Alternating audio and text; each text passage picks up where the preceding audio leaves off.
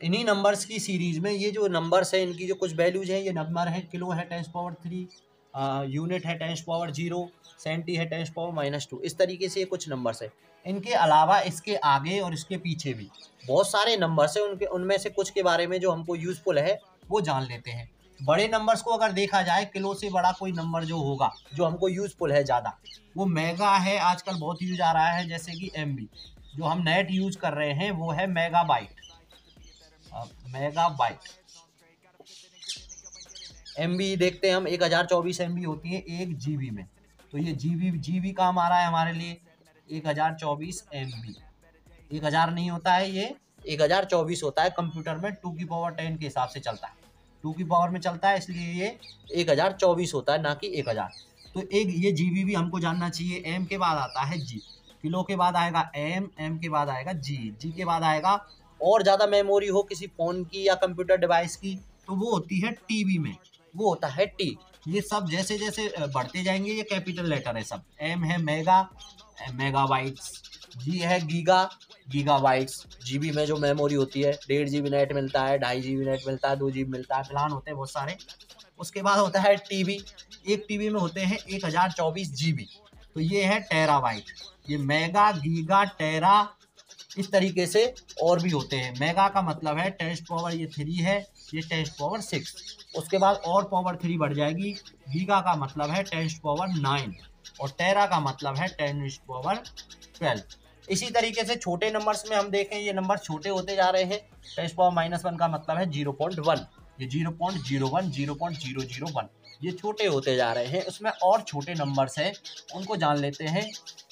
ये फिजिक्स में स्टडी करने काम आते हैं, जैसे कि कोई माइक्रोसेलुलर ऑर्गेनिज्म है, उसकी सेल्स की डायमीटर जानना हो, या किसी बैक्टीरिया की लेंथ पता करनी हो, उसको लिखना पड़ेगा तो वो बहुत छोटी आएगी।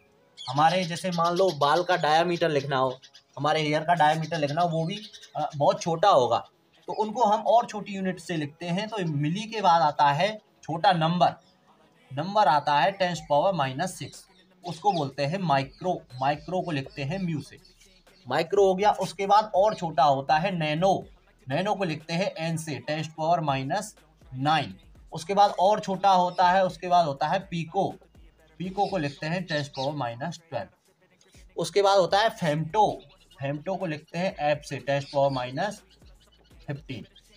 इसमें कुछ स्पेशल हैं, ये तो नंबर्स हो गए।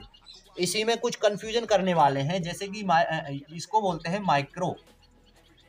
माइक्रो का मतलब है 10⁻6, उसके आगे कुछ नहीं आएगा, यूनिट लेस है, ये एक नंबर है। लेकिन अगर आ जाए माइक्रोन, माइक्रोन इसका ध्यान रखना है। अगर लिखा हो कहीं माइक्रोन तो ये नंबर नहीं है, ये लेंथ है, ये लेंथ है, लेंथ। ये लेंथ कैसे है? माइक्रोन का मतलब होता है माइक्रोमीटर, माइक्रो का मतलब होता है 10⁻6। ये हो गया माइक्रोन। माइक्रोन का मतलब है 10⁻6 मीटर। जैसे 5 माइक्रोन होगा तो उसकी वैल्यू हो जाएगी 5 × 10⁻6 मीटर।